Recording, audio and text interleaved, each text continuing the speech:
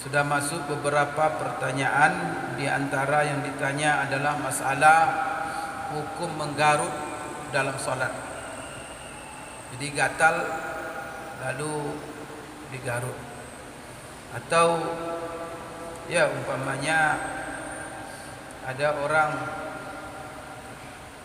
ya tidak gatal umpamanya, tetapi hinggap nyamuk, digigit nyamuk, kemudian dipukulnya, dia sedang solat, atau datang lalat bising sekali, mengganggu hidung, mengganggu mata, itu kan gerakan.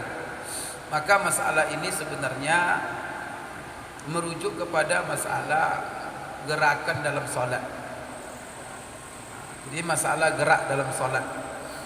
Gerak dalam solat itu Bapak Ibu sekalian yang kita laksanakan, setiap gerak dalam solat ada gerak itu yang sifatnya wajib, yaitu gerak-gerak yang merupakan rukun dan hal-hal yang wajib dalam solat. Ya bergerak, umpamanya dari duduk berdiri, dari berdiri ke ruku, ruku ke sujud, antara itu kan gerak wajib itu. Kemudian ada lagi gerak sunat. Gerak sunat ini ya gerak perbuatan-perbuatan yang disunatkan di dalam solat. Kemudian dan ini semuanya masuk di dalam amalan solat. Sekarang masalah gerakan di luar solat. Ini yang kan ditanyakan. Artinya gerakan dilakukan oleh seseorang di dalam solatnya yang tidak ada hubungan dengan solat, seperti menggaruk tadi, bergoyang sembarangan, kemudian menoleh ke kiri, menoleh ke kanan. Kemudian kalau orang Arab itu pakai sorban tu lipat sini, lipat sana. Kita bisa juga peci, miring kiri, miring kanan. Ya sedang solat kan. Kadang memperbaiki juga masker, orang taruh di atas hidung, orang taruh bawah hidung. Dia sedang solat. Ini semuanya masuk dalam gerakan di luar amalan solat. Jadi bagaimana sebenarnya menurut ulama, pandangan ulama di dalam gerakan-gerakan solat ini? Bapak Ibu sekalian, pertama sekali, gerakan yang terlalu banyak di dalam solat, di luar amalan solat, maka sepakat ulama mengatakan gerakan itu membatalkan solatnya. Jadi gerak yang banyak, pekerjaan yang banyak yang di luar amalan solat, itu sepakat ulama membuat batal, solatnya batal. Sekarang berbeda pendapat ulama, batasan banyak itu berapa. Jadi seluruh ulama mengatakan gerakan yang banyak atau banyak bergerak dalam solat itu membatalkan solat. Jadi kalau kita melihat setiap mazhab yang empat lah umpamanya, banyak hal-hal yang membatalkan solat, maka semua mereka membubuhkan atau menjelaskan salah satu yang membatalkan solat adalah banyak bergerak, gerakan yang banyak. Cuman di dalam masalah kadarnya, di sini mereka berbeda pendapat. Coba kita lihat umpamanya Hanafiyah. Hanafiyah membuat kriteria gerakan yang banyak dalam solat yang membatalkan solat itu begini. Jadi kata mereka adalah, yaitu amalan gerakan yang banyak yang membatalkan solat itu adalah kalau orang melihat dia bergerak seperti itu, maka orang menyangka dia bukan solat. Jadi kalau sudah disangka orang dia karena saking banyak bergerak bahwa dia tidak solat, ini orang ini bukan solat, ini lagi main-main, ini itu lagi apa? Kalau gerakan itu sampai ke tingkat orang tidak ragu lagi bahwa dia itu bukan solat, maka bergerakan beginilah yang membatalkan solat. Jadi ini susah juga ini kan memberikan kriteria. Ini mazhab Hanafi.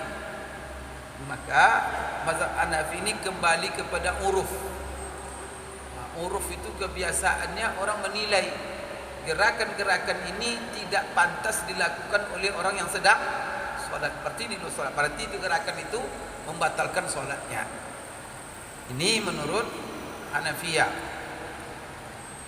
Menurut Malikiyah itu adalah Bapak Ibu sekalian, dekat dengan pendapat Hanafiyah, mazhab Malikiyah. Maka menurut mereka bahwa amal yang banyak itu yang membatalkan solat itu adalah, yaitu kalau dilihat oleh seseorang dia membuat gerakan itu, maka orang itu menyangka, membayangkan bahwa dia tidak lagi solat. Ini kan sama ini. Berarti Hanafiyah dengan Malikiyah, mereka Bapak Ibu sekalian menilai, cuman saja mereka di sini sengaja gerakan itu atau lupa, sama hukumnya, membatalkan. Kalau Hanafiyah bedanya oleh mereka, kalau itu selama dibuat sengaja. Kalau Malikiyah tidak sengaja ataupun tidak sengaja, kalau gerakan banyak itu dilakukannya sampai dia dinilai orang itu adalah tidak pantas di dalam solat seperti itu, maka orang seperti ini Bapak Ibu sekalian solatnya batal. Syafi'iyah dan Hanabilah, ini mazhab kita Syafi'iyah, dan ini bersamaan juga dengan Hambali. Mereka mengukur banyak tidak banyaknya gerakan dalam solat yang membatalkan solat itu, banyak sedikit itu kembali kepada uruf itu kepada kebiasaan. Jadi ini disebut banyak, ini disebut sedikit, maka apa yang dianggap oleh masyarakat di situ sedikit, maka itu sedikit itu namanya. Tapi kalau dianggap itu adalah gerakan yang banyak, maka itu adalah banyak. Kita coba bagaimana ulama Syafi'iyah merinci. Merinci umpamanya apa? Yang mereka sebut banyak itu seperti ini. Fal khutuwatani al-mutawassitatani wad-darbatani wa nahwihima qalil. Kalau dia cuma 2 langkah yang sederhana, menengah lah, 2 langkah biasa yang dilangkahkannya, atau 2 kali pukulan yang dipukulkannya, atau seperti ya semisalnya, itu dianggap sedikit. Berarti kalau 2 itu dianggap sedikit.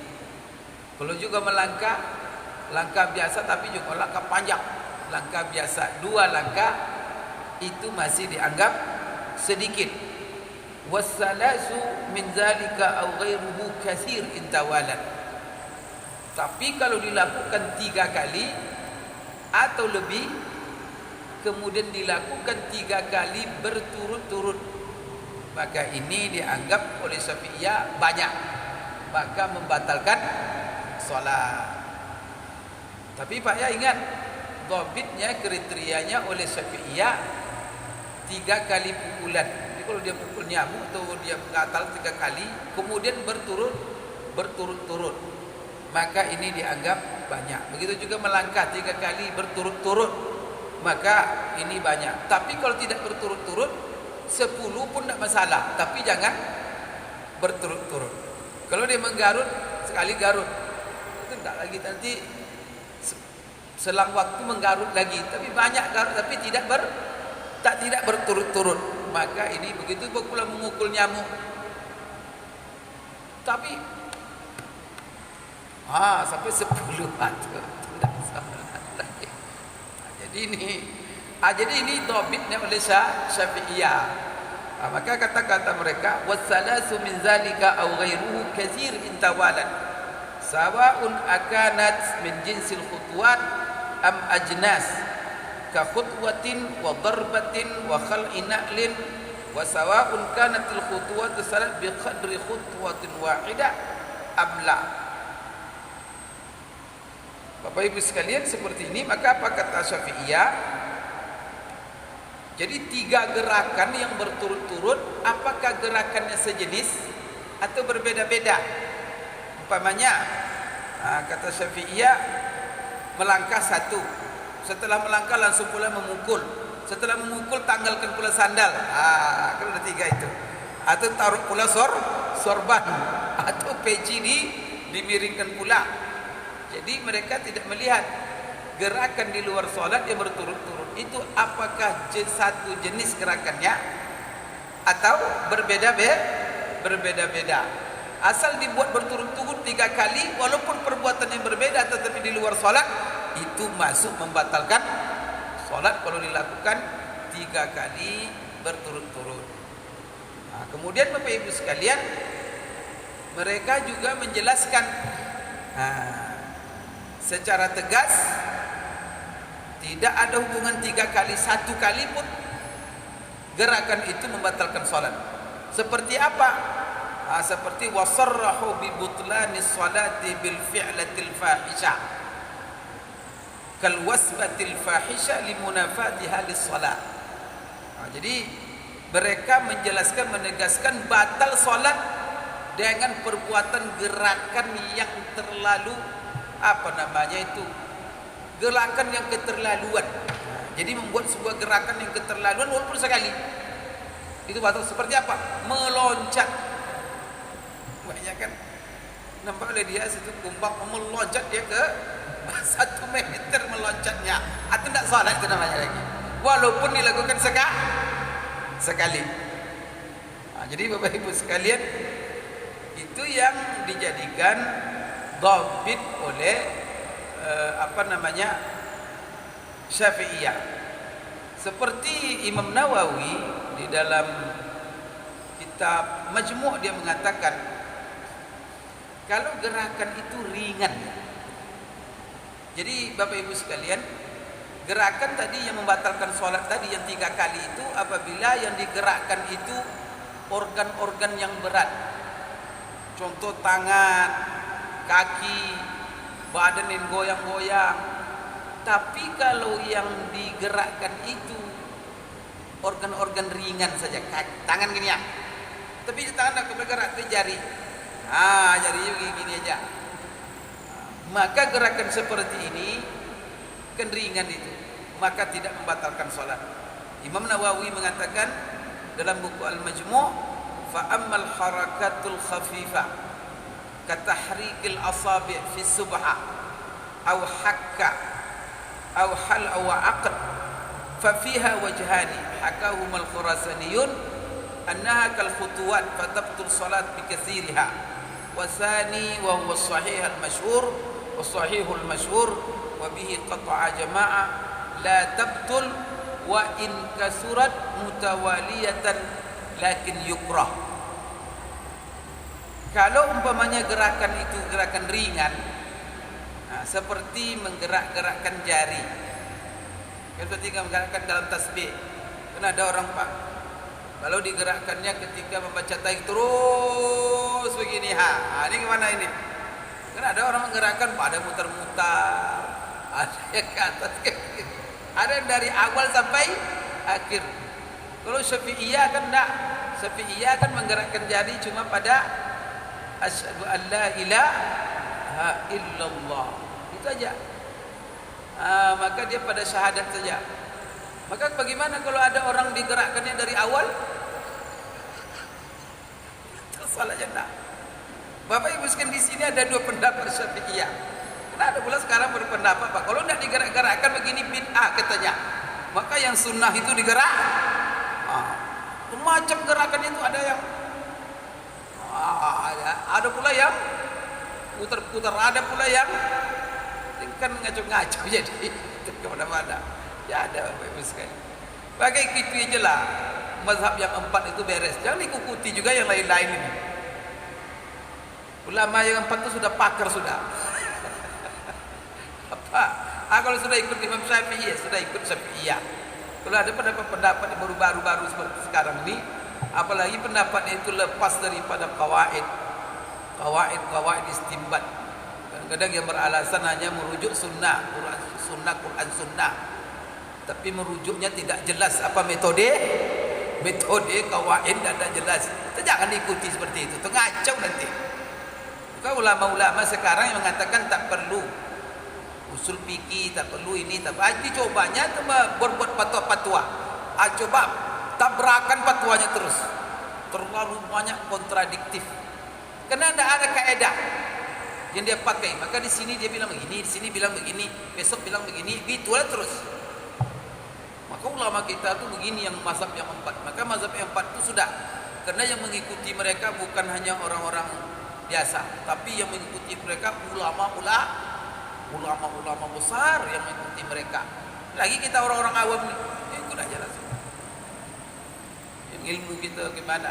Ulama-ulama besar aja, Imam Nawawi ikut Imam Syafi'i, Hafiz Ibnu Hajar ikut Imam Syafi'i, Ibnu Salah ikut Imam Syafi'i, Ibnu Katsir ikut Imam Syafi'i, Imam Az-Zahabi ikut Imam Syafi'i. Disebutlah ulama-ulama besar itu.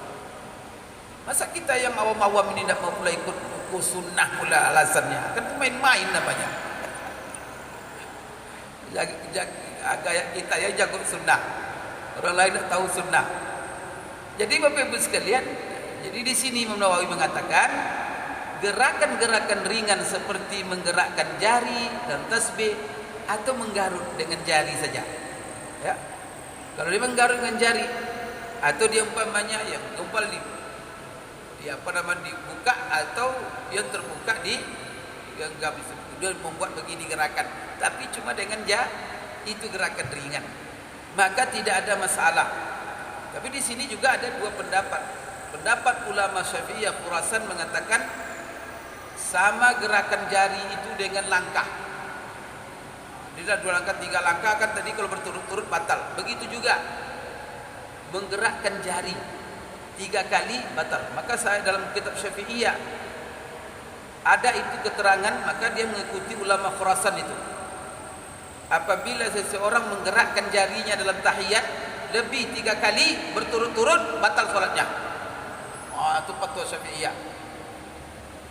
Coba Syafi'iyah mengatakan batal, ada ulama mengatakan sunnahnya digerakkan dari awal sampai itu berapa, bukan 3 lagi, itu banyak sekali. Kalau Syafi'iyah batal sudah itu. Maka dia digerakkan sekali saja ketika asyhadu an la ilaha illallah. Baik.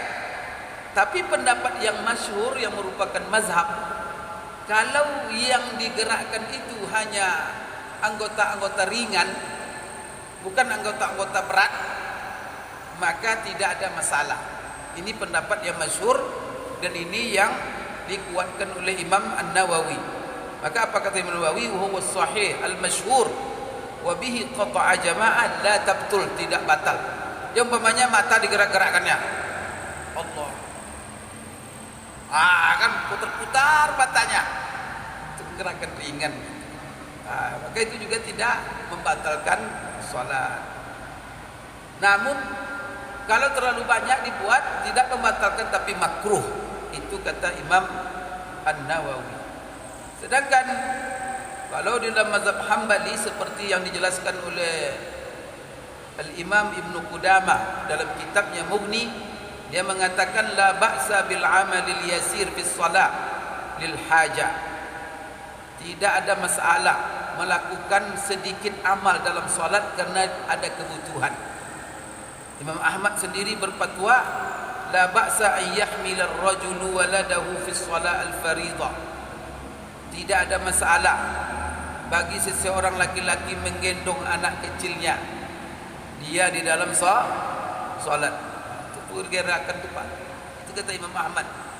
Ini berdasarkan hadis Abi Qatadah, hadis Aisyah, anna istaftahat al-bab fa masya Nabi sallallahu alaihi wasallam huwa fi shalah hatta fataha laha fala ba'sa. Jadi di sini Bapak Ibu sekalian, Rasulullah sallallahu alaihi wasallam sendiri ya pernah dia dengan cucunya Hasan dan Husain, dan juga pernah juga anak kecil lain yang bermain. Kadang-kadang Rasulullah sedang apa dan Rasulullah sedang menggendongnya. Begitulah seterusnya. Ini adalah pendapat daripada Imam Ahmad. Jadi mereka ini Bapak Ibu sekalian tidak, kalau Hanabilah ini sedikit banyak itu tidak mereka ukur dengan 3, maka tidak terukur dengan 3 dan tidak pula dengan lainnya katanya. Tetapi Yang sedikit itu yang dianggap oleh orang banyak sedikit, yang banyak itu dianggap oleh orang banyak bahwa itu banyak. Bahkan apa kata Ibnu Jauzi, wa'adda Ibnu Jauzi min ad-darura al-hikka allati la yasbir 'alaiha. Maka seperti Ibnu Jauzi berfatwa dari ini termasuk mazhab Hambali, tidak ada masalah katanya kalau seorang menggarut kerana dia tidak bisa menahannya lagi, maka jangan ditahan, maka garut saja katanya, karena itu sudah darurat. Kalau seandainya dilakukannya itu terpisah-pisah bukan berturut-turut, maka menurut Hanabila fala yabtul biha shalah, maka tidak batal dengannya salatnya. Wallahu alam bissawab. Jadi ada satu hadis lagi Bapak Ibu sekalian, bahwa Rasulullah sallallahu alaihi wasallam amman nas fil masjid, pernah dia menjadi imam, fakana iza qama hamala Umamata binta Zainab wa iza sajada wada'aha. Jadi Rasulullah SAW pernah ketika dia salat berdiri sambil menggendong anak perempuan yang bernama Umamah binta Zainab. Apabila Rasulullah berdiri, Rasulullah gendong. Kalau Rasulullah sujud, Rasulullah letakkan. Berarti kan dia melakukan gerak itu. Wallahu a'lam bishawab.